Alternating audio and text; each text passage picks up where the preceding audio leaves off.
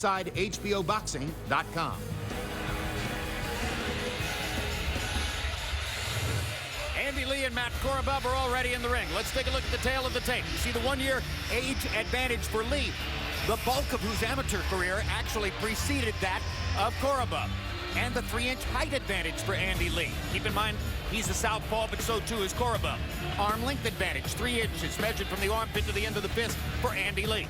He weighed a quarter of a pound more than Korobov at the weigh-in yesterday, but overnight, Korobov is rehydrated up to 174, so he should be slightly the sturdier fighter in the ring against Lee, who unofficially weighs 167 and a half. Let's go to Michael Buffer for the official introductions. Ladies and gentlemen, from the Cosmopolitan of Las Vegas, Nevada, USA, the action continues, and it's all brought to you by Bob Arum's Top Rank Incorporated, along with DeBella Entertainment, and sponsored by Tecate Con Correcta. This contest sanctioned by the Nevada State Athletic Commission, along with the World Boxing Organization, President Francisco Paco Barcarcel, supervisor at ringside for the WBO, Richard DeCure. At ringside, the 3 judges scoring will be Tim Cheatham, Dick Houck, Don Trella, and inside the ring, in charge of the action at the bell, your referee, Kenny Bayless. And now from the Cosmopolitan of Las Vegas, 12 rounds of boxing for the vacant WBO Middleweight Championship of the World. Fighting out of the blue corner, wearing black with red and officially weighing in at 159 3/4 pounds. His professional record, an excellent one. 33 victories, including 23 wins by knockout, only 2 defeats. From Limerick, Ireland, 2-time NABF champion and WBO number 4 ranked middleweight in the world, Irish Andy Lee. And fighting out of the red corner, wearing blue with silver, officially weighing in at 159 1/2 pounds. His former Olympian and 2-time world amateur champion, now as a professional, has a perfect record of 24 fights, 24 victories, including 13 wins by knockout. He is the undefeated WBO Intercontinental Champion and ranked number 1 in the world by the WBO, Matt Korobov.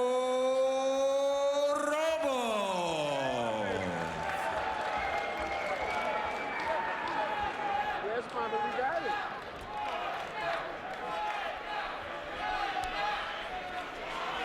Ring center. Ring center. Okay, trunks are okay on both sides. They're a little high, but anything on the belt line will be okay. Anything on the belt, okay? Anything below, I'll call it. Now, gentlemen, we went over the rules in the dressing room. I want to caution you to keep this fight clean at all times, protect yourself at all times, and what I say you must obey. Good luck to both of you. Touch them up. These are 2 guys who both started their professional careers shot out of a cannon. Andy Lee, they both hit some road bumps. Andy Lee's have resulted in a couple of losses, partly because he's fought better opposition, and maybe partly because the truth is Korobov was always more of a blue chip prospect. Korobov remains undefeated. The thing you hate for Andy Lee is he's coming down from junior middleweight to fight a middleweight fight. Here tonight he's giving up 7 pounds. He's going to be in for a tough night. You know, God bless his soul, but this is one of those nights that you would wish he had Emmanuel's knowledge in his corner as well. Not that there's nothing wrong with the guys that he has, but this is going to be a tough one for him. His current trainer, Adam Booth, previously the trainer of British heavyweight David Hay and the outstanding George Groves, 2-time loser to Carl Froch, though he gave a good account of himself in both fights, at least for a period of time. And Adam is a good trainer. Adam does know his stuff as well. Like I said, you just like to see 2 heads because we feel 2 heads is better than 1. Well, and let's face it, Emmanuel Stewart was Andy Lee's father figure. That's exactly right. They were extremely close. He lived in Emmanuel's house for 6 years in Detroit. Andy Lee has been in some hellacious fights, some sensational fights. Not least of all, his last appearance in Madison Square Garden earlier this year on the undercard of Cotto Martinez against John Jackson, the son of the outstanding puncher Julian Jackson. Jackson dropped him in the first rounds, dominated him through the course of 4 rounds, was moving in for what he thought would be the knockout in the 5th when Andy Lee launched one of the all-time Hail Mary shots, a right hook that's his best punch, and it knocked Jackson cold to win him the fight and get him into this position. Well, these guys are really trying to knock one another out here, Jim, and the first one that lands cleanly, I think the other one will taste the canvas. Well, a knockdown in round 1's always interesting, Roy. Well, if they land... And if it happens and you predicted it, it'll be one of the most amazing things ever. Well, nobody's landed a clean shot yet, but the first time somebody hits somebody clean, we're going to see something happen. Korobov gets in a left hand there as Lee ducked his head the wrong way. Andy Lee's the more explosive puncher, and to this point in their careers, Korobov's the more complete fighter. Like I said, nobody's made full contact yet, and I'm eager to see what happens when one of them does.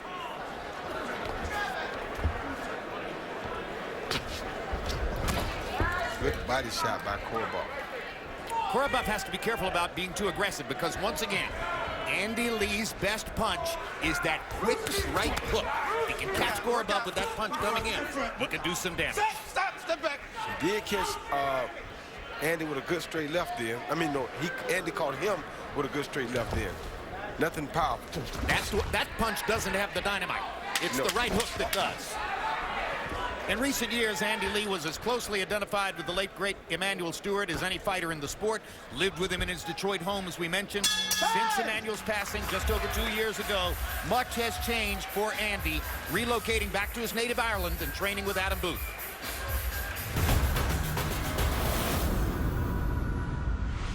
I turned professional in 2006 and signed with Emmanuel Stewart and lived with him for 8 years and trained and managed by him. And during that time, we were very close. We spent a lot of time together. I think about Emmanuel every day. Anyway, you know, he's such an influence on my life that I can't really make breakfast without thinking about him, or just the mundane things, you know, how much time we shared together and the things he taught me about boxing and life that I'm always reminded of him. I would say me and Adam have as close to a relationship as me and Emmanuel had at times. I'm very lucky to have been trained by one of the greatest trainers of all time, without doubt, Emmanuel Stewart, and I think Adam Booth will prove to be one of the best trainers of all time as well. Everything's come together at the right time, and now it's time for me to fulfill that dream and make true the words Emmanuel said when he said I'd be world champion. Round 2 begins.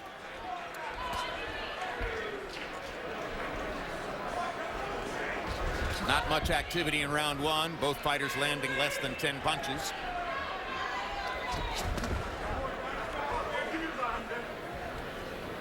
Poignant for us, of course, at ringside to hear Andy Lee talk about Emmanuel Stewart. Emmanuel was our expert commentator for so many years here on HBO. When Andy said, I think about him every day, my thought was, who doesn't? Exactly. Well, Andy has to be careful of his. Korobov keeps throwing the same left hand down low like that.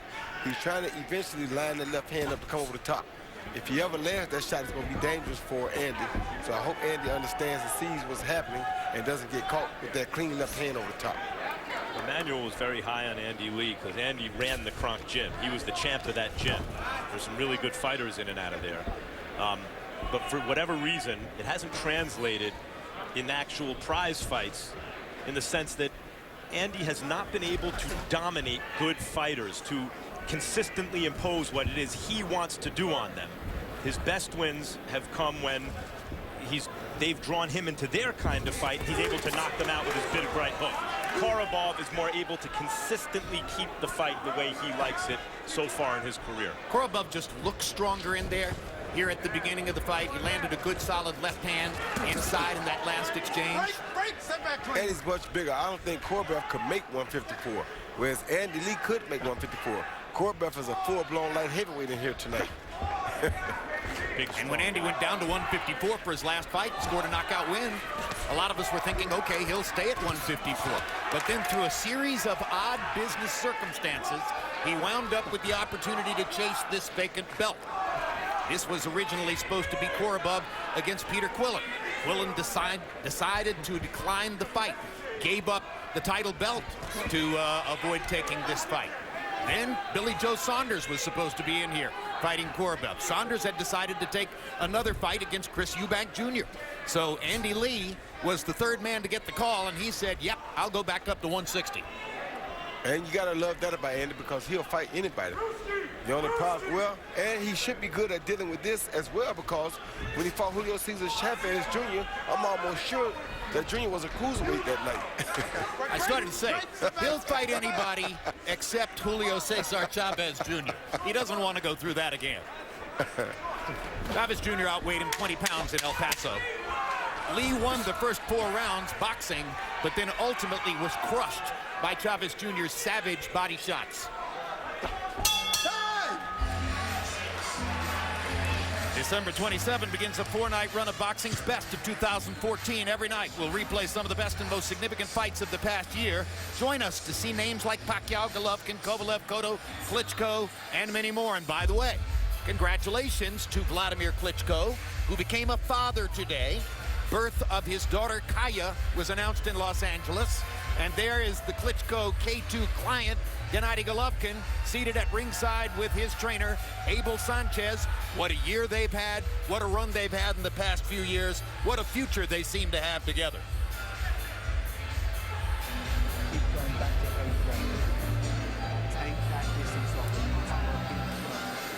You've nullified his best asset. Keep doing it. Inspire. All right? Discipline, inspire.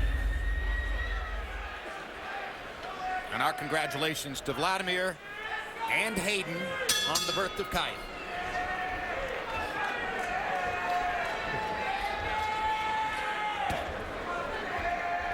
Round 3 of a scheduled 12. Just saw Gennady Golovkin, and look, of course, there are business opportunities at middleweight. Miguel Cotto, Canelo Alvarez, Lemieux just burst on the scene in terms of the American fight fans' consciousness last week with a big knockout win over, or stoppage win over Gabriel Rosado.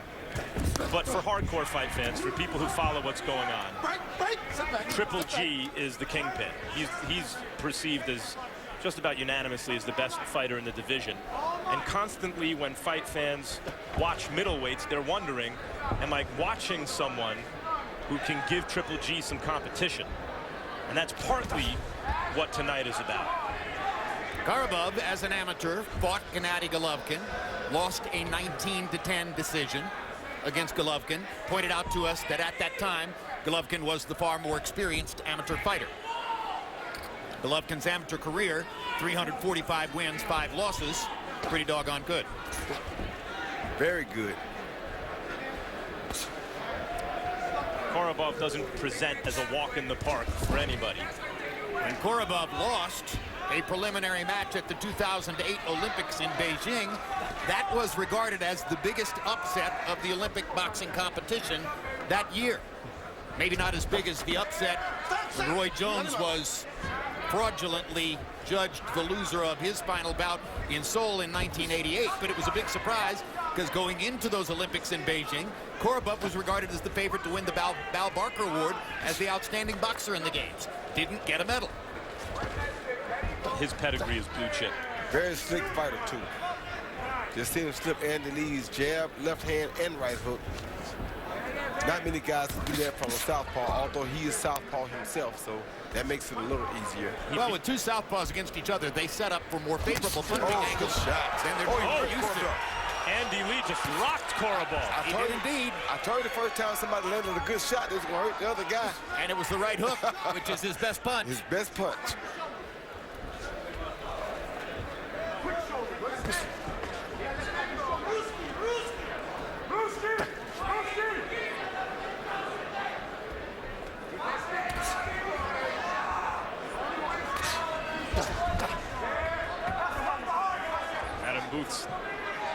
Andy Lee's trainer said that he's been working on relaxing Andy Lee, his shoulders, his posture on the inside, so that if his opponent's able to get inside. Andy doesn't freeze up and start to get tired. And he lands a left hand as Korobov leans in.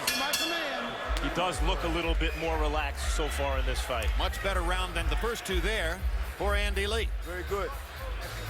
Excellent. Get it back. Get it back. Get it back. I don't care, but give me a bug if you want. All right, champ. Breathe and get it back. Jab is still key. Work that jab is the key to the whole thing. He don't even, thank you.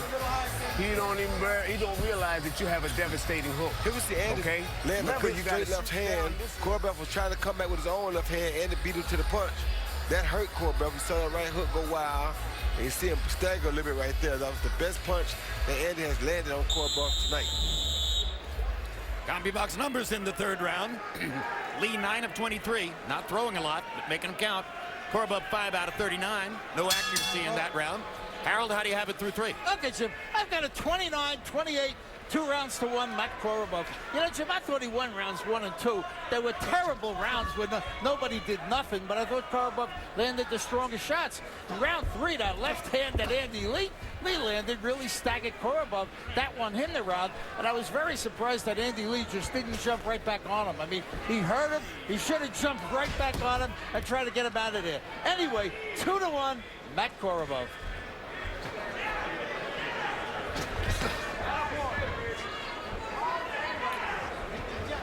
Emanuel Stewart used to hate the kinds of rounds that a guy could land 1 or 2 punches and win it. It means there wasn't enough activity for him. But maybe, especially against a guy like Korobov, who's a good, well-rounded fighter, that's in Andy Lee's best interest to early keep it this kind of fight. Without a doubt, also knowing that early in Korobov's career, he had trouble extending himself beyond 5 rounds. So knowing that, Andy Lee, I'm sure, is hoping to take the fight into the late rounds and try to make Korobov go back to that old Korobov that couldn't really complete 10 good rounds. Good left hand by Korobov.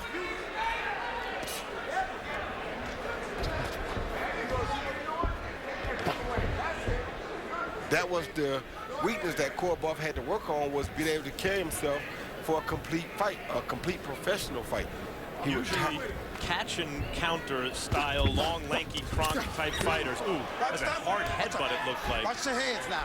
Watch the heads. Kenny Bayless tells them to watch their heads. But usually these Andy Lee style fighters pop a better and more consistent jab than we're seeing from Andy here. Well, you got to remember though, Max, Korobov is left-handed too, so he can counter Andy's jab real easily with his straight left hand. So Andy has to be really careful jabbing, because if he gets hit with that left hand over the top, he's already giving up 7 pounds. Might not be the best thing for him. Do it more selectively. Yes, at least until the later rounds. I agree. I think Korobov has been able to take Andy's jab away for much of the early going. Stop! Stop! Sit back! Sit back!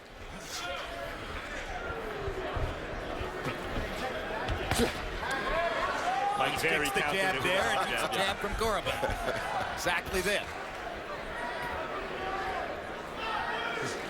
And when you're the smaller guy, oh, good body shot by Korobov. Goodness.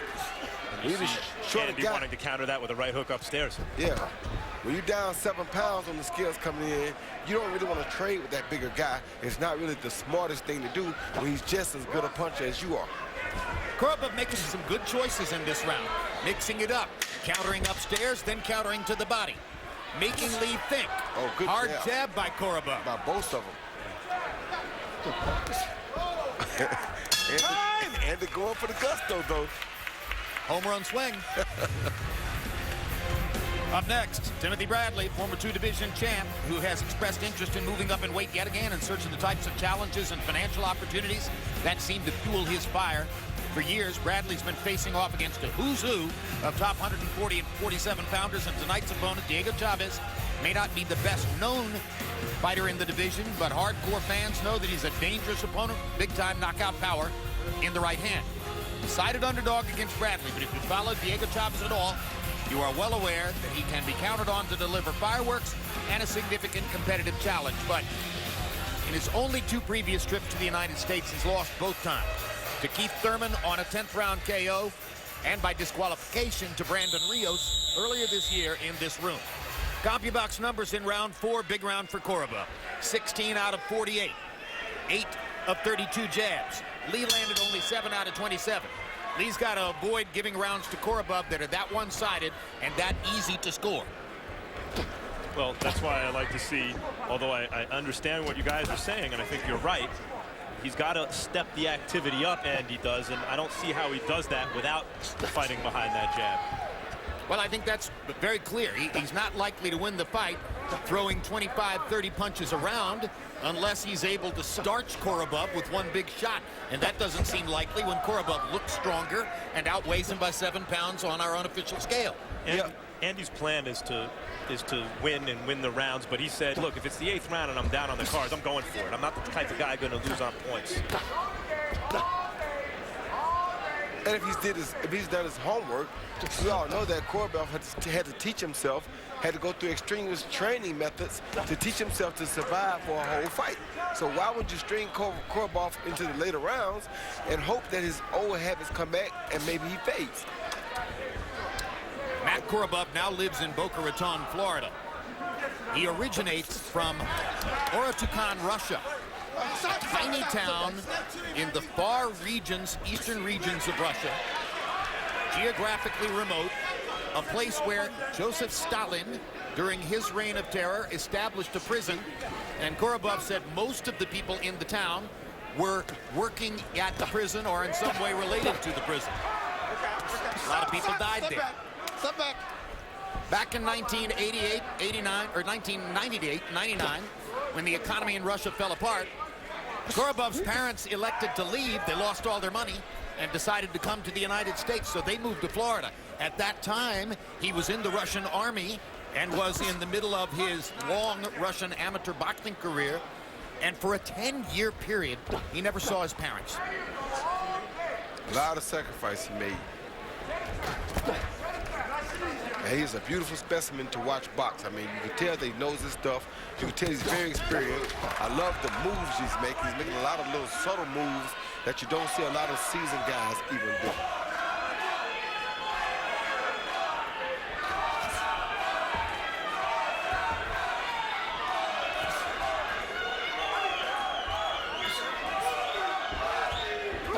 Now I'm actually see Andy starting to use that jab a little bit more effectively because he's getting a little later in the fight, and now he can kind of time Korobov's rhythm, he hopes.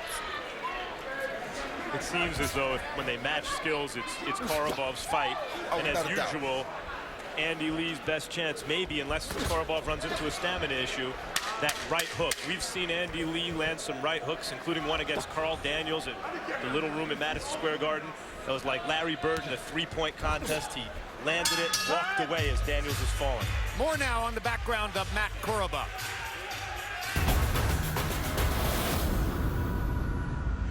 Economy collapse in Russia, 1997. We just lost our money, you know. My parents moved to USA. 10 years I didn't see it. Yeah, that was hard time for me. I was focused on my boxing.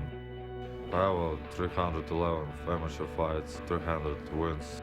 I won 4 nationals, twice world champion, 2 World Cups, a lot of travels, no family. And now just was kind of tired of this. Like 2008, months after Olympics, I moved here, like completely. But my dad's a manager, and that was his dream. One day I'm gonna fight for a world title. I'm here, you know, dreams come true, and I'm so happy. CompuBox numbers in round 5. Andy Lee, 8 of 26. Korobov, 17 of 55. So Korobov has gotten into a rhythm now, throwing 50 or so punches per round and landing at a reasonably high connect rate. Andy Lee is still mired in second gear, throwing fewer than 30 punches per round, landing fewer than 10. Lee has got to find some way to accelerate his offense to have a better chance in the fight. And like he told Max, after a certain point, if he realizes that Korobov is not going to die and that he's not winning the fight, he'll turn it into a dog fight, and either he'll win or he'll get KO'd. Which was a smart plan for him. Work out. Stop. Step back clean.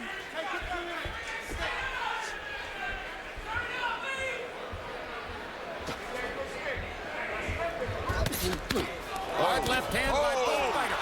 There's that Andy Lee right hook. There's that right hook. There's that dynamite right hook. He caught it. each other. Lee's back chance. And Benny Bayless stops the fight with Korobov standing up, and Andy Lee has another miracle victory. That is so far the signature win of Andy Lee's career. That is a legitimate upset, a shocking upset knockout win for Andy Lee. That right hook, I told you, all you had to do was wait for his chances. No sense in trying to outbox a better boxer. Go for the gusto, go for the victory. He got hurt himself first, then he came back and landed a beautiful right hook that took care of things. Talk about a money punch. I mean, how obvious is it? This guy has one weapon, and that weapon is dynamite. But to land it against a guy like Korobov, he had to be doing things to set it up. And even though he was losing on points, I think that's the most complete performance of his career. Well, it's his most smartest because he knew he was not the better boxer, but he was going to be the smarter fighter and just wait for his opportunity. A desperately disappointed Matt Korobov. Let's take another look. Yeah, there you go. You see him come in with a straight left, and he got caught with a shot right there that hurt him. A short left hand hurt him, then he lands his big left hook, and he hurt him. He jumped back because he was hurt. He thought Korobov was jumping back because he was hurt, and he realized Korobov was hurt worse than him. Oh, wow. And then the question was, could Korobov recover? And no way was he going to let Korobov recover. Andy got on top of him and went wild. He had to. That's a hungry fighter fighting for his career right there. Andy Lee finishing Korobov. What drama in Las Vegas as Andy Lee has seized a vacant middleweight title belt with yet another resurrection performance in the ring. He poses a threat to any middleweight, including Golovkin. The threat is that right hook. The hook that he hurt Korobov was far from his best hook. That wasn't Andy Lee's best hook. That was a B- right hook from Andy Lee. The Carl Daniels hook that you mentioned in Madison Square Garden, that was the A. That was the A. And you know, we've only seen that a few times. John Jackson, that was the A. That was the A. But he knocked him out with a B. Now let's go to Michael Buffer now with the official particulars. Ladies and gentlemen, here at the Cosmopolitan of Las Vegas, Nevada, USA, the end comes at 1 minute, 10 seconds of round number 6. The winner by TKO victory. And now, the WBO middleweight champion of the world, Irish Andy Lee.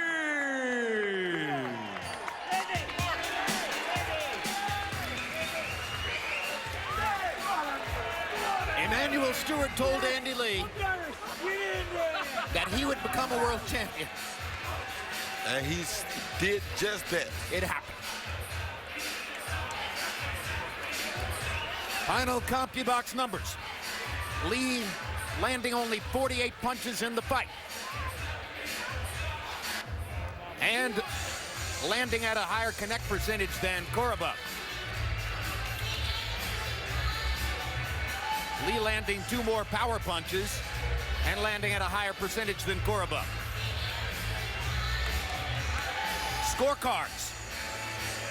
Lee was trailing by 5 on one scorecard, by 5 on 2 scorecards. He was trailing on all 3 cards, as you would have expected.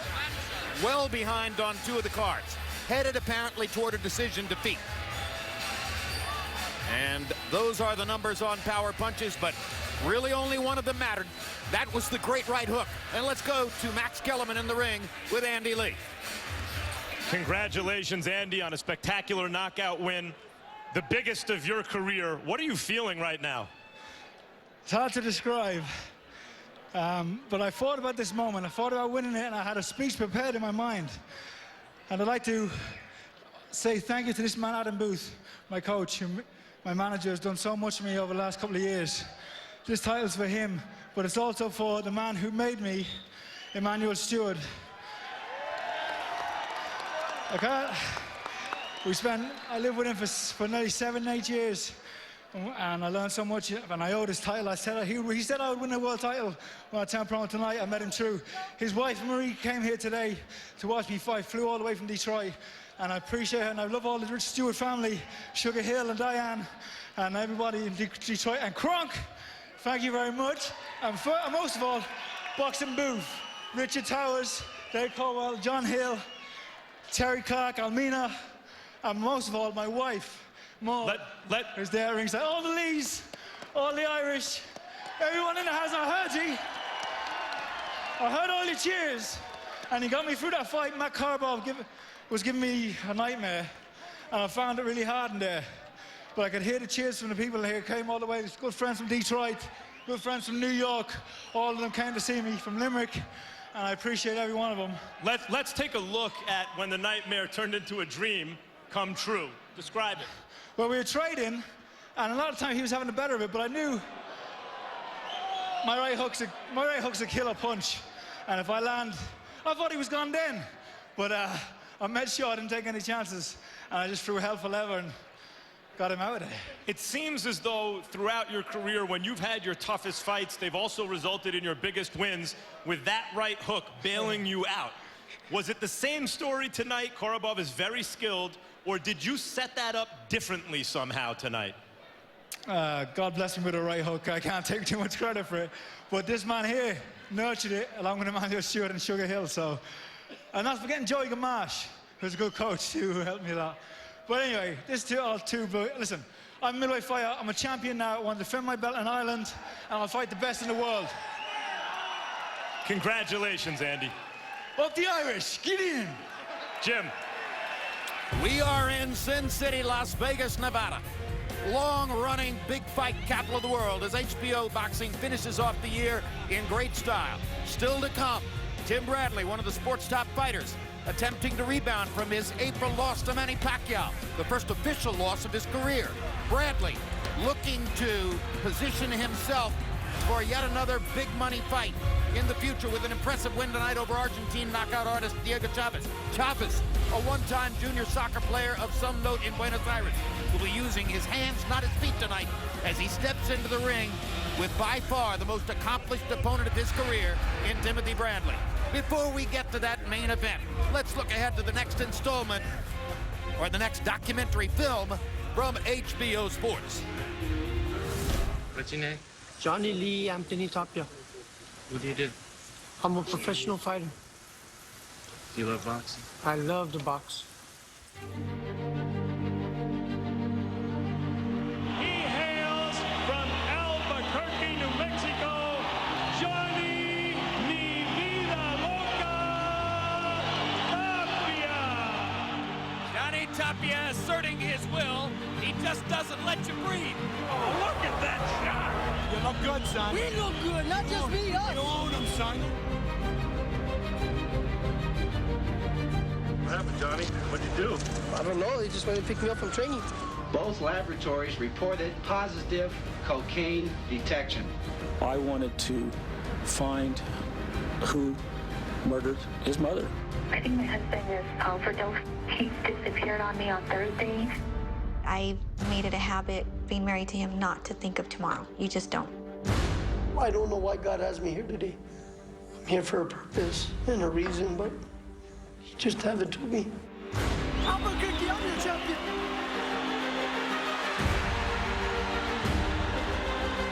We made it, baby. It's been a long road. I've been as low as you can go, and I've been as high as you can get. Boxing has really saved my life.